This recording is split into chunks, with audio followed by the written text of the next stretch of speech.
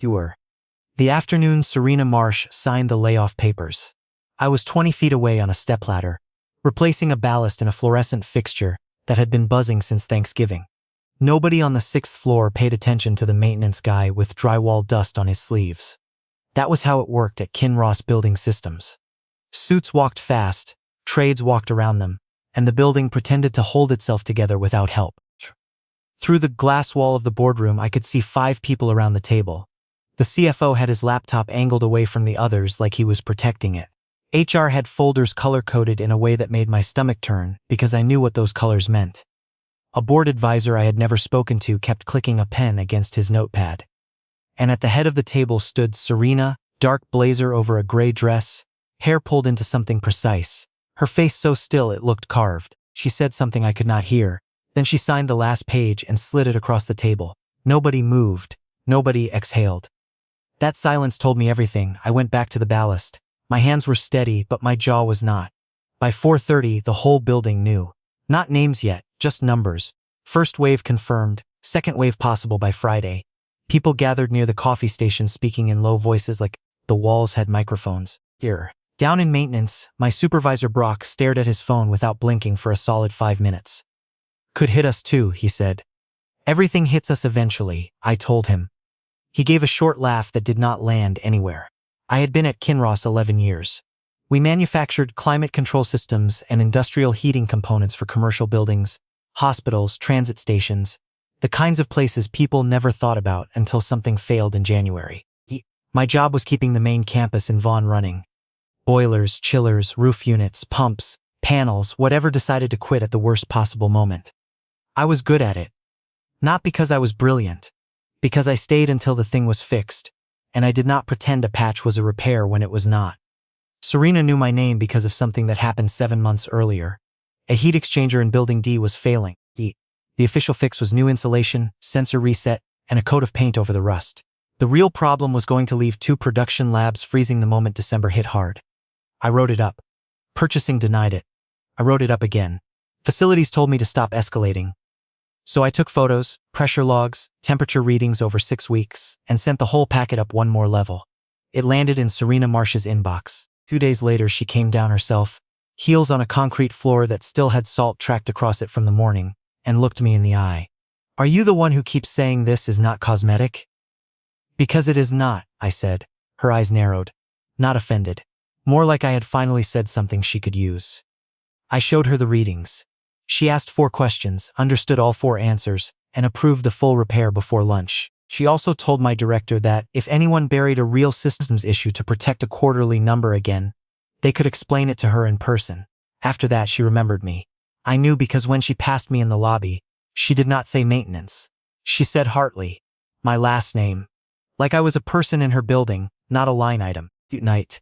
Around 8:45, I was home in Caledon, trying to convince my daughter Maisie that peas were still food even when they touched the mashed potatoes. They are green bumps, she said, pushing them to the edge of the plate with her fork. They are tiny vegetables. They are bump vegetables. That is still vegetables, Maisie. She looked at me like I had personally insulted her entire worldview. Outside, the ice storm had gone from annoying to dangerous. Freezing rain clicked against the kitchen window in waves. The back porch light turned every droplet into a silver line. I had already salted the steps twice, and the walkway was still glass. Environment Canada had upgraded the warning an hour ago. Schools were already cancelled for tomorrow. Power outages were spreading north from Brampton. The house had that deep winter quiet, the furnace cycling on, and Maisie humming something from a cartoon while she carefully separated every pea from every other food on her plate. My phone rang. I recognized the number only because it had called me once from the executive office when the Building D situation escalated. I almost let it go. Then I picked up. This is Joel, a pause. Ice ticked on the other end. Mr. Hartley, it is Serena Marsh. I looked at the clock on the stove, then at Maisie, who had frozen with a forkful of potatoes halfway to her mouth. Yes, ma'am. I am sorry to call you at home. People like Serena did not apologize unless something was genuinely wrong. My car slid off County Road 24 near Erin. I cannot get traction. Roadside assistance is showing a 3-hour delay. My driver is in Mississauga and cannot get out here. Local towing is backed up across the region. I was already standing. Are you hurt? No. Is the car running? Barely. Heat is dropping. I grabbed a pen from the counter. Send me your location. Stay in the car. Keep the tailpipe clear if the engine is still going. If it dies, do not keep trying to restart it. You will drain the battery. Another pause. I could hear her pride in that silence. She hated this call. She hated needing the person she was calling. But she made the call anyway, because the ice was real, and pride does not generate heat. I remembered you lived west of the city, she said, from the building D file. Text me the pin. Maisie slid off her chair. Daddy. I covered the phone. I have to go help someone stuck in the ice. Can I come? No. You are staying here. With who? Mrs. Fenton next door. 20 minutes. Then I will be back. That was what I believed when I said it. I called Mrs. Fenton, who came over in snow boots and a housecoat, carrying a puzzle book like she had been waiting all evening for a weather emergency. I kissed Maisie's hair, told her I would be quick, and took the truck. The roads were bad in that Ontario way that is not dramatic, just relentless. Black ice under a layer of freezing rain. Wipers barely keeping up. Every set of taillights ahead looked blurred and uncertain. By the time I turned off toward her location, the road had narrowed to 2 lanes between dark frozen fields. Her car was easy to find because the hazards were blinking weakly through the rain. A black sedan angled on the shoulder, with ice already building on the windshield. I pulled in front, left my headlights on, and walked back carefully because the road surface was pure glass. Serena opened the door before I knocked. The first thing I noticed was that she was dressed for a heated parking garage, not a roadside in February. Good coat, wrong boots, thin gloves, no hat. Ew. Her face was composed, but her hands were stiff and red. Come on, I said. Bring your bag. I can wait with the vehicle. No, you cannot. She looked at me. For 1 second I thought she was going to argue. Then a gust threw sleet sideways between us and she stepped out. I got her into the passenger seat of my truck and turned the heat up as high as it would go. She held her hands near the vents without rubbing them, like even warming up had to be done with discipline. Thank you, she said. Do not thank me yet. The 401 is a parking lot. The 410 is closed. Hotels between here and Brampton are full or dark. Her jaw shifted. Then what do you recommend? My house is 25 minutes from here in good weather. Tonight, maybe 45. It has heat, food, and my daughter probably not asleep because she convinced Mrs. Fenton to let her reorganize the kitchen drawer again. Serena turned her head slightly. Your daughter, Maisie, she is 5? 6 in March. I do not want to intrude. This is not an invitation with guest towels and a cheese board. It is a storm plan. That got the smallest reaction from her. Not a smile. Almost. She looked out at her sedan, already disappearing under a coat of ice. All right. The drive took nearly an hour. She did not make small talk. I respected that. She made 2 calls, both short, both controlled. One to report the car to insurance. One to someone named Gavin, telling him not to release the second wave notices until she reviewed the updated packet. Her voice stayed level, but I could hear the blade underneath. When we pulled into my driveway, the porch light was on. Maisie's paper snowflakes were taped crookedly in the front window. A pair of tiny rubber boots sat frozen to the front step. The salt I had put down earlier was invisible under fresh ice. Inside, the house smelled like chicken noodle soup, crayon wax, and wet mittens drying over the hallway vent. Mrs. Fenton stood up from the couch. Maisie was asleep under a blanket, with one sock off, and a stuffed bear jammed under her chin. Serena stepped in behind me and stopped just past the doorway. I watched her take it in. The boots in a crooked row, the chipped kitchen table, the drawings held to the fridge with magnets shaped like fruit, the hydro bill under a clip, soup pot still warm on the stove. The small, imperfect, stubborn warmth of the whole place. For the first time since I had known her, Serena Marsh looked like she had no idea where to put her hands, and I understood right then that I had not just brought my CEO in from the ice. I had brought her somewhere she had not been in a very long time. Sorry about the mess, I said, because that is what you say when a CEO walks into a house where a 6-year-old has recently had dinner. Serena looked at the crooked snowflakes, then at the pile of boots. It is not messy, she said. That was not true. I let it go. Mrs. Fenton touched my sleeve on the way out. She woke once, asked if you were bringing home a penguin, then went right back down. She glanced past me at Serena with polite curiosity, the way neighbors look when something unusual walks through your front door wearing a coat that probably cost more than your furnace. This is Ms. Marsh, I said. She got stranded near Erin. Serena held out her hand. Thank you for staying with Maisie. Mrs. Fenton shook it. In this weather, everyone belongs indoors. That was the entire speech. Then she wrapped her scarf and stepped back into the storm like she had been born in it. I locked the door and stood there for a second, listening to the freezing rain hit the siding. You can hang your coat there, I said, nodding at the hooks by the door. One had Maisie's purple snow pants. Another had my old Carhartt jacket. A reusable no-frills bag hung off the third. Serena carefully placed her coat over the back of a kitchen chair instead. All right, I said. That works too. I do not want to disturb your system. My system is mostly not stepping on Lego. She looked down. There were 4 Lego pieces under the table. I picked them up and dropped them into a coffee mug already full of them. Are you hungry? No, thank you. Are you cold? I am fine. Those are different questions. She gave me a look then. Ew. The same one I had seen in Building D when a director tried to explain why a repair could wait another quarter. I could eat something small. I heated soup on the stove and put bread in the toaster. Not artisan bread. The kind Maisie liked because it had a picture of a bear on the bag. Serena sat at the kitchen table like she had been assigned a seat in a place where she did not know the rules. Her phone buzzed every 20 seconds. She turned it face down. That bad? I asked. It is never good when everyone discovers urgency at the same time. Layoffs will do that. Her eyes lifted to mine. I did not apologize. I had not said it to be brave. It was just sitting between us already, bigger than the table. She folded her hands. The first round was approved today. I heard. I assumed you had. I set a bowl in front of her. People are scared. They should be concerned. They are scared that landed differently. She looked at the soup and did not answer. Maisie stirred on the couch before either of us could say more. Her eyes opened, sleepy and unfocused, then locked onto Serena. Daddy, she whispered loudly. There is a lady. I know. Is she the penguin? No, this is Serena. Maisie sat up, hair smashed flat on one side. Do you want soup? Serena blinked. I have some. Thank you. Daddy makes it with too many noodles. It has normal noodles, I said. It has crazy noodles. Serena looked into the bowl with absolute seriousness. They do appear somewhat excessive. Maisie nodded like she had found a legal ally and slid off the couch.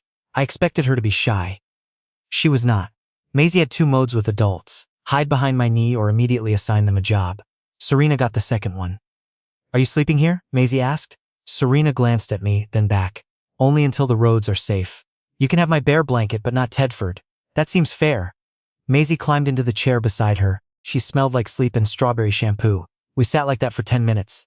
Maisie asked Serena if she had kids. Serena said no. Maisie asked if she had a dog. No. Cat? No. Hamster? No. Fish? No. Maisie looked genuinely distressed by this. What do you have? Serena looked down at her hands. A lot of meetings. Maisie made a face. That is not a pet. No, Serena said quietly. It is not. After dinner I washed dishes by hand, because the dishwasher had been broken since October and I kept telling myself I would get to it. Serena stood up with her bowl. You do not have to, I said. I can rinse a bowl. The way she said it told me she had been stopped from doing simple things for too long. So I handed her the sponge. She rolled up her sleeves and stood beside me at the sink. Maisie dragged a chair over and supervised. Then the power went out. Everything stopped. The furnace sighed once and went quiet. The fridge clicked off. The kitchen dropped into a heavy darkness broken only by the gray glow from the ice-covered window. Maisie grabbed my pant leg. It is okay, I said fast. Generator might kick. If not, we have the backup heater. I do not like when the house disappears, Maisie said. Serena did not move at first. Then she crouched down carefully until she was level with Maisie. The house is still here, she said.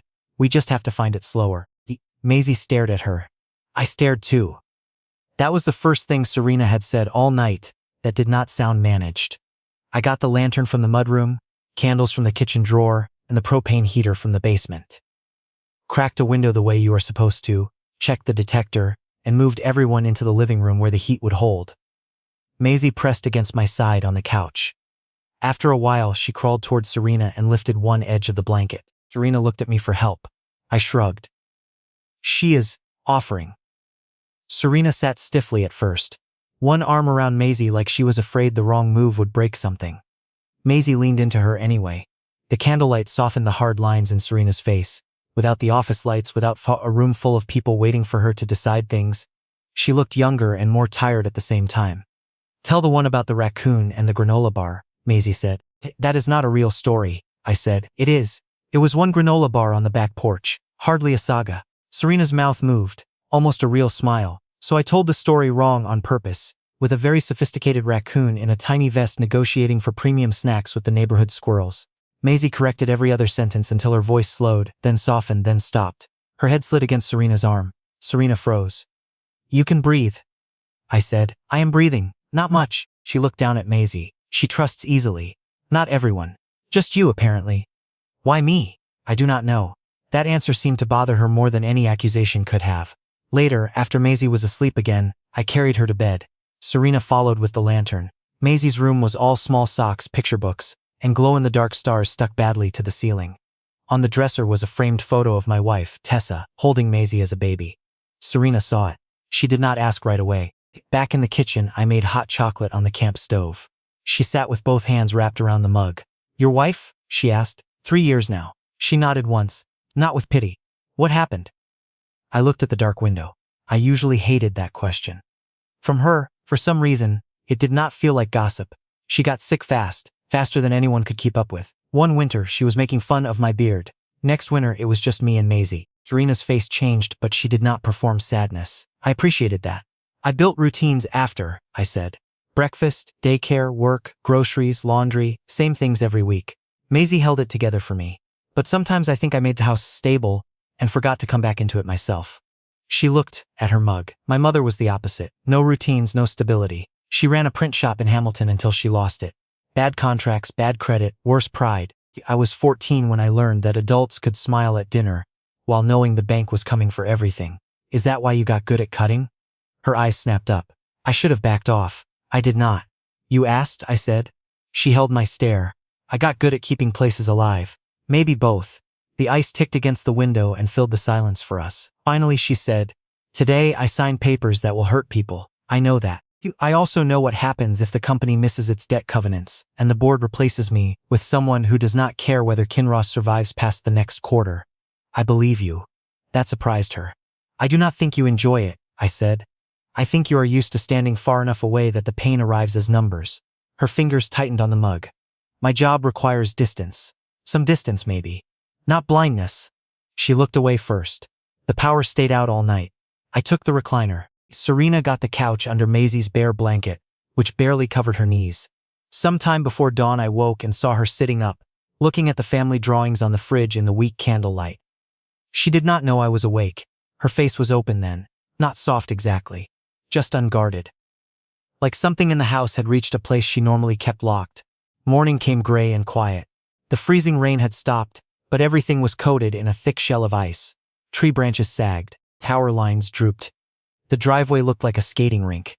Looks like you are stuck with us a little longer, I said. Maisie appeared behind me in her pajamas. Pancakes? That is not how weather reports work. It is today. So I made pancakes on the camp stove. Uneven ones because the pan heated too fast in the middle.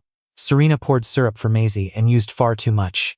Maisie looked delighted, like Serena had understood the central rule of childhood. After breakfast, Maisie insisted on going outside to see the ice. I said it was too slippery. She said ice needed looking at. Serena watched us negotiate like she was observing a contract dispute with no legal framework. We found an old pair of Tessa's boots in the closet, a spare toque, and my flannel shirt to put under Serena's coat because she still looked cold. The shirt was too big on her and made her look strangely real, standing in my mudroom, while Maisie tried to show her how to put on ice cleats. Outside, the world looked like it had been dipped in glass. Every branch, every fence post, every blade of dead grass sealed inside a clear shell. The sun hit the ice and the whole yard flashed. Maisie stomped across the porch, slid immediately, grabbed the railing, and laughed. Serena stepped carefully. Then Maisie took her hand and pulled her toward the yard where a frozen puddle made a perfect miniature rink. Do not fall, Serena said. You are the one who is going to fall, Maisie said. Maisie was right. Serena's foot went out from under her and she sat down hard on the ice. Maisie gasped, then started laughing so hard she bent over. Serena sat there for a second. Then she laughed too. Not much, not loud, but enough that Maisie grinned like she had won a national prize. By late morning, Serena's phone had signal again.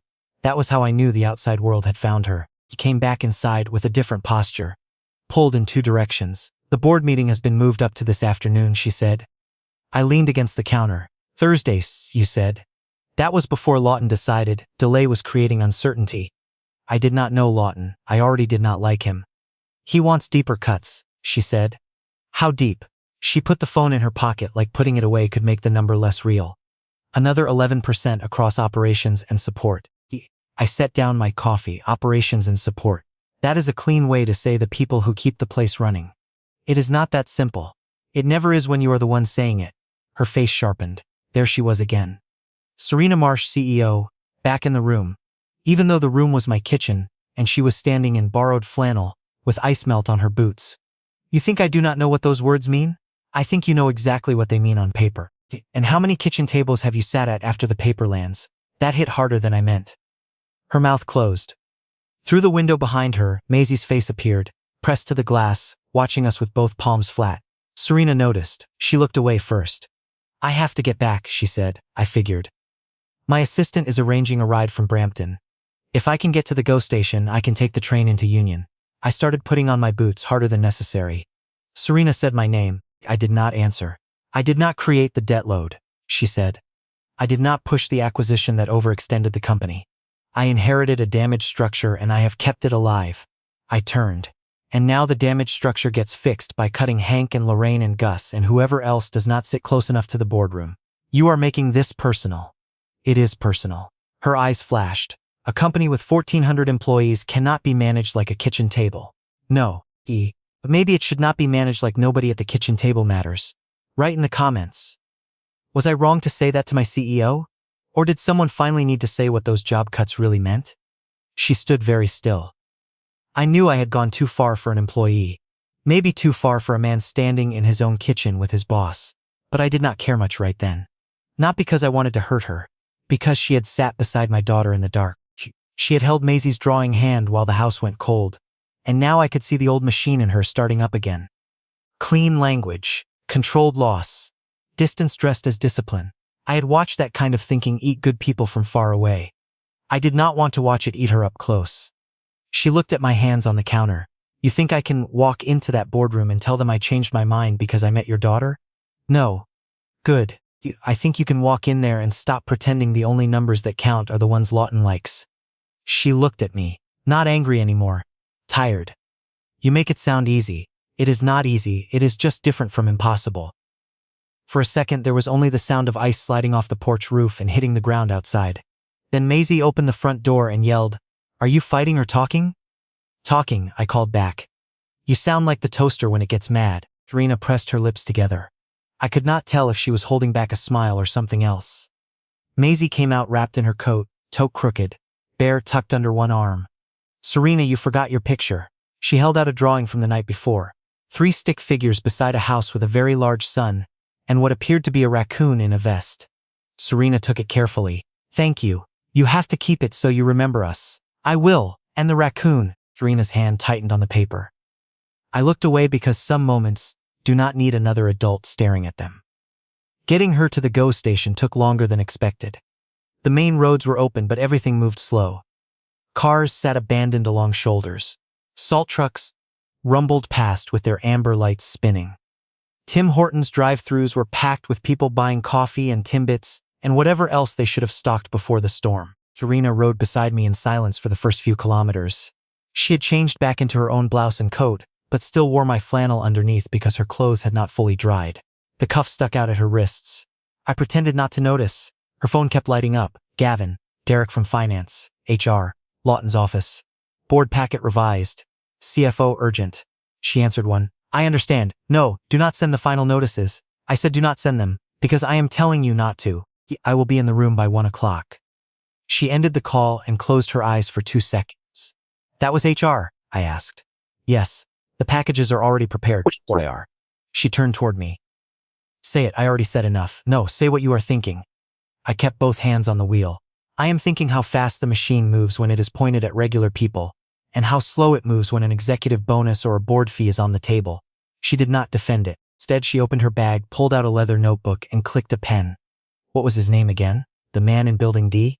Hank Morisseau. She wrote it down. Wife and chemo. Yes, every second Friday. He swaps shifts and never says a word about it. Lorraine Doucet. Assembly. Twins in October. Her husband drives for Purolator. She wrote that too. Gus Fillion. 23 years. He can hear a pump fail before the sensor picks it up. You cut him. You will hire 2 contractors at twice the cost, and still end up calling him when they cannot figure out the old loop systems. Her pen paused. Then she kept writing. This is not about individual exceptions, she said. I know. Then why am I writing them? Because people who talk about headcount should have to picture heads. She stared through the windshield at the icy road ahead. I could see something turning behind her face. Not softness. Something harder than that. Precision pointed in a new direction. At the GO station, the lot was half cleared, ridged with dirty snow and sand. The platform was crowded with people in parkas who looked tired before the day had started. Serena checked the schedule, then looked back at the truck. This is enough. You should get back to Maisie. I put the truck in park. She did not get out. For a moment, neither of us moved. The heater blew between us. Joel, she said, I do not know if I can win this. I know. That is your encouragement? I do not lie to Maisie either. That got a real smile. Quick and gone. Then she looked down at Maisie's drawing, folded once and tucked inside the notebook. If I lose, they may replace me.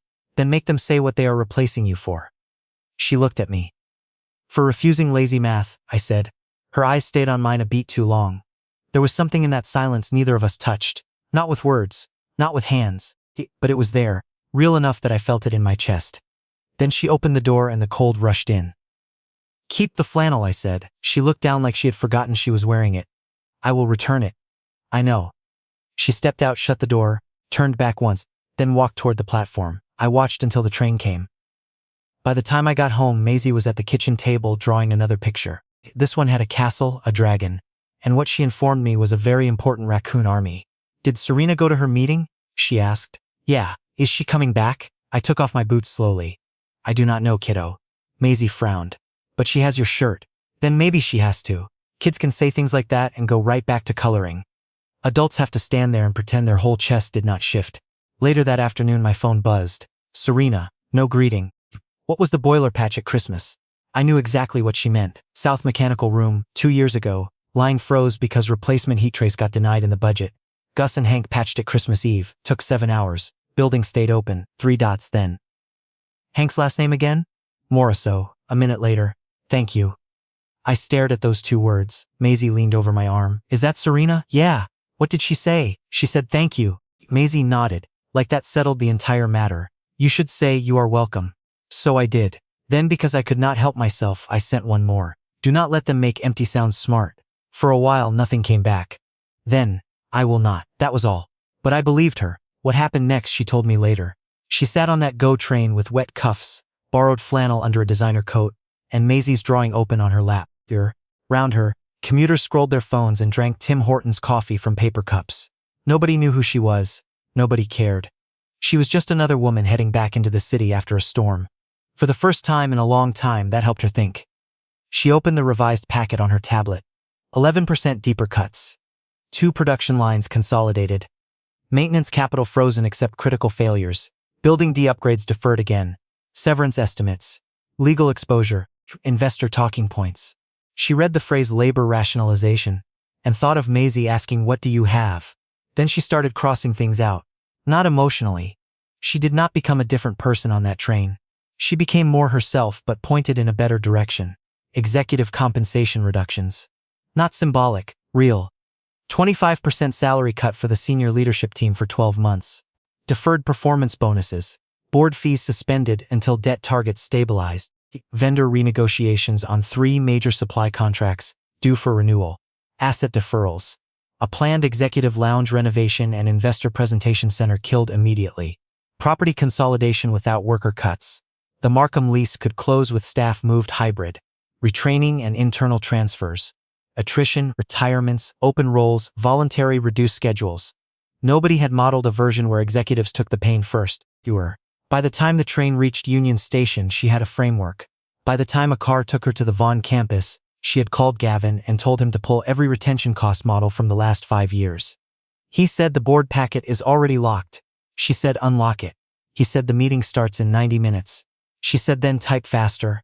At 1:06 that afternoon, Serena walked into the boardroom, looking exactly like the woman everyone expected. Black suit, hair pulled back, no visible panic. The room was too warm. She noticed that first. Around the table were the people who had been pressing her for weeks. Board members, legal, the CFO, HR, 2 investor representatives, and Adam Lawton at the far end with his silver hair, an expensive watch, and calm smile. The kind of man who used the word discipline when he meant other people losing sleep. She rejected the deeper cuts. She changed the target. She started with cash because she knew if she started with people, Lawton would call it sentiment and kill it before the room could breathe. She showed where the company was actually bleeding. She put up the executive compensation line. 4.2 million in immediate annualized savings is not symbolism, she said. Lawton called it theater. She called his renovation budget a glass room for people who already know how to find coffee. Then she moved to labor. Not soft, not pleading, specific. She named Gus Fillion. 23 years. She named Hank Morisseau, who kept the South Mechanical Room alive on Christmas Eve. She named Lorraine Doucet, who trained every new hire on controls housings because the manual was wrong in 3 places, and everyone knew it except the manual. We call them support because the spreadsheet requires a category, Serena said. In real life, they are load-bearing. Lawton leaned forward. This is exactly the kind of anecdotal thinking that gets companies into trouble. No, Serena said. Bad math wrapped in clean language gets companies into trouble. The fight went nearly 2 hours. Lawton pressed every weak point. Derek questioned timing. Legal warned about inconsistent criteria, but Serena knew Kinross better than Lawton did. She knew the plants, the contracts, the backlog, the divisions that could still grow if leadership stopped stripping them for parts. The vote passed by 1. Notices paused. 48-hour finance validation. Lawton closed his folder. You bought yourself 2 days. No, Serena said, I bought the company 2 days to do its job. When she stepped out, her legs nearly gave. My phone buzzed while I was making Maisie a grilled cheese. Notices paused. Revised plan passed for validation. 2 days. I read it twice. Maisie leaned over. Is it her? Yeah, did she win? She won 2 days. Maisie frowned. That is not a lot, no, but sometimes it is. I typed back. Good. Keep going. 3 dots then. I used Hank's Christmas Eve story. Even better, a pause. Lawton hated it. Good. For a minute nothing. Then I still have your flannel. I looked at the empty hook by the door. No. Maisie grabbed my arm. Tell her she can bring it back with cookies. I am not saying that. Why? Because adults do not just demand cookies. Maisie looked personally disappointed in the entire concept of being grown up. That evening, after I got the dishwasher running for exactly 8 minutes before it quit again, headlights turned into the driveway. Maisie saw them first. She came. Maisie, do not run. She ran. Serena stepped out of a black car carrying a paper bag and my folded flannel over her arm. She looked tired in a way no suit could hide. Not broken, just used up. Maisie opened the door before I could reach it. Did you bring cookies? Serena stopped on the porch. Then she looked at me. I raised both hands. That was not from me. She looked back at Maisie and lifted the bag. Yes, Maisie turned to me with the smug face of a child whose worldview had been fully confirmed by the universe.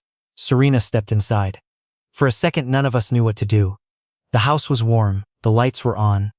The storm had passed, the drawings on the fridge were still there.